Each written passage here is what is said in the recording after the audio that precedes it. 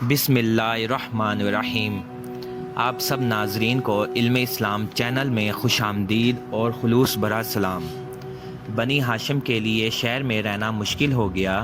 قریش نے شیبہ ابی طالب کی طرف راستے پر غلام بٹھا دیے تاکہ کھانے پینے کا سامان بنی ہاشم تک نہ پہنچ سکے۔ تاجروں کے ساتھ تجارت کرنے سے بھی منع کر دیا گیا، اور یہاں تک کہ بچوں کی بلکتی ہوئی آوازیں سن کر دشمن اسلام خوش ہوتے تھے۔ قریش اس انتظار میں تھے کہ بنی ہاشم کا حوصلہ ٹوٹے اور وہ رسول اللہ صلی اللہ علیہ وآلہ وسلم کو ہمارے حوالے کر دیں۔ بنی ہاشم نے سوشل بائیکاٹ کی وجہ سے بہت سختیاں برداشت کیں۔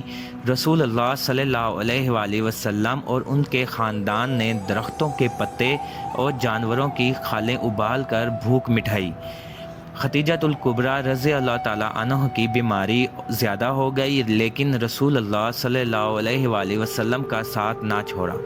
ایک رات رسول اللہ صلی اللہ علیہ وآلہ وسلم شیبہ ابی طالب سے نکال کر وادی منی کی طرف جا رہے تھے کہ راستے میں ابو جہل اور دیگر قریش سرداروں سے ملاقات ہو گئی، اور ابو جہل کے مطالبے پر شق قمر کا معجزہ پیش آیا۔ شیبہ ابی طالب میں رسول اللہ صلی اللہ علیہ وآلہ وسلم اور ان کے ساتھیوں نے 3 سال گزارے۔